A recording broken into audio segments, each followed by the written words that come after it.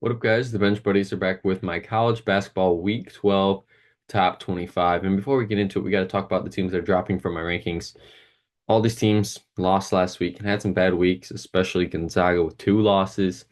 And these teams are obviously still on the cusp of getting into the rankings. Um, and I like Vanderbilt as well as and St. Mary's. St. Mary's is a team around this time, middle of July, early February, that they just keep piling on those wins. Probably you're going to get a 6 or a 5 seed heading into March, and it always happens for the last, 3 or 4 years. They've been the team that Gonzaga has, competed with for that Western Coast Conference. Now adding Oregon State and Washington State is going to spice the conference up a little bit as well. 21 through 25, you have two teams that weren't ranked joining in West Virginia and Missouri. After West Virginia got blown out at Houston, they responded with a 7-point victory against Iowa State at home, so to hand them their first conference loss in the Big 12. Missouri, two wins against two good programs in the SEC.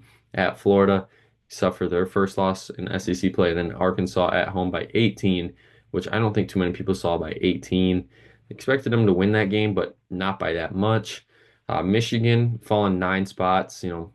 I just think that this team is a very good team. They just need to figure out how to not play these close games for the rest of the season. Because 13-4, 5-1 in conference play is great, but an overtime win against Northwestern at home, where you're favored by 9, on the road you're favored by 2, but losing OT isn't that bad of a loss to Minnesota.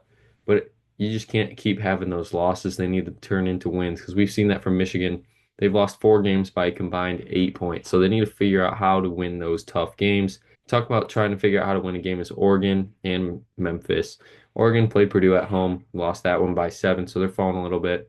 And then Memphis at Temple suffered their first conference loss, responded well at Charlotte with a win by 9, but they're falling 5 spots. This Memphis team is very up and down, hot and cold to say the least. 16 through 20, I think you can put any of these teams in any of these spots. Mississippi State, bad game against Auburn at the beginning of the week, didn't show up. Then they win in OT against Ole Miss at home. And this week they get Tennessee on the road and South Carolina on the road. Big week for them. UConn needs to right the ship very fast.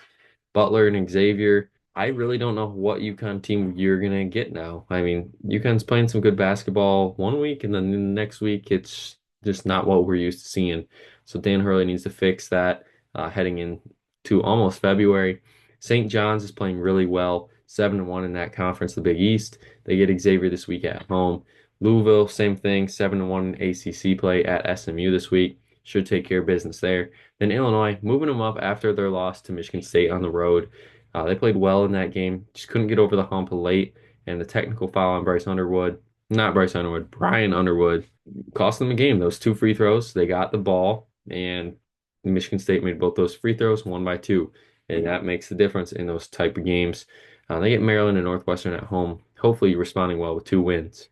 11 through 15, I think Wisconsin could be a little higher, but I just don't see fit right now. They're 15-3, 5-2 in conference play. Played some good basketball last week at USC on the road, and then they get UCLA on Tuesday. Ohio State get that win early in the week at home is a good win. I think Ohio State is a team that is going to give everybody fits in the Big Ten, but somehow, some way, just not win these close games. SEC dominance yet again, and it's just a cluster at this point. A&M goes on the road, loses to Kentucky, blows LSU out. Ole Miss wins at Alabama by 10, then they lose at home to Mississippi State, and then they get Texas A&M and Missouri. So Ole Miss is just going through the ringer right now. 4 ranked opponents in 2 weeks is a brutal draw for them at this point in the season, but they're staying put, playing some good basketball. Marquette lost to Xavier at home. That's why they're falling out of my top 10. And a win over DePaul on the road in OT. It's cause for concern because this DePaul team has been really bad. But they get Seton Hall, and that Villanova game, I think, could really decide how this Big East is going to play out for the remainder of this year. Then Kansas, Iowa State, bad game, lost by 17. Then they responded well against their rival Kansas State by 10. And at TCU should be a decent game. I think they're going to be a team that's going to be floating around that bubble come March. And then Houston, that's a big game for both these teams this early in conference play, just because right now they're kind of in the same position, at least in the conference. And then 6 through 10, you have Tennessee out of the SEC and Kentucky out of the SEC. And Tennessee stays put with a win over Georgia by 18. I think that keeps them there. And then the loss at Vanderbilt, rivalry game, but it's a bad loss at this point in the season. I know Vanderbilt's really good, but 3-2 in conference play. Mississippi State and Auburn this week, two ranked teams. Got to win one of those to stay afloat, probably in the top 10. The two Big Ten teams here, Michigan State and Purdue. Seems like these two teams are on a crash course to play for that number one seed at this point in the season. Purdue, though, has a tougher test this week with Ohio State and Michigan at home. So you never really know there for Purdue because Purdue, they're starting to play these close games on the road. And at home, they've been historically great for these last few years. But, I think this is going to be the new college basketball era with all this transfer portal, NIL money. These teams, they're all going to be very equal to each other. It's just going to come down to coaching. And then I think that's why I love Houston so much this year. They're 14-3, 6-0 in Big 12.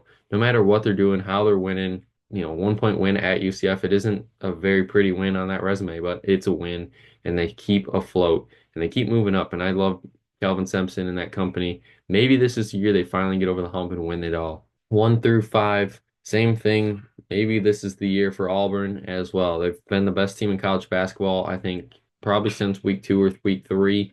Mississippi State blow them out, go on the road at Georgia, escape, but it is a big win for them. And they get Tennessee at home this weekend.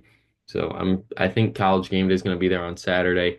So that's a huge matchup this early in SEC play. Duke just keeps on winning. They're 8-0 in ACC play. And then you have the three teams in the top 5 that all lost: Iowa State, Bama, and Florida. I think for Iowa State, they go destroy Kansas and then lose at West Virginia. It was probably more of a Cloud 9 game for them. Coming off that huge win, they had to wake up, kind of got, I don't want to say destroyed, but they really just weren't in control of that game. But they get to have easier opponents this week in UCF and Arizona State, in my opinion. I think they should be 2 wins there and get back on their high horse. Bama, that Vanderbilt game, I think could be on upset alert. I know it's at home for Bama, but Vanderbilt just beat Tennessee, and I think they come off of that and just that could be where their season really starts. Hit that stride, take it to a next gear because there's always a team in the SEC around this time that no one's really talking about, really finds their way and ends up probably a 4 or 3 seed in the SEC tournament and making some noise. And Florida, kind of same boat, I think, as Bama. Played some tough games early. Now they're getting an easier part of the schedule. South Carolina and Georgia's still a tough opponent, but like I said earlier, this SEC is just going to beat up on each other. But to their defense, that's why all their teams pretty much are ranked. And that's going to be it for my Week 12 rankings. Check back next week to see where your team ranks if they make the rankings. But until the next time, the Bench Buddies are out.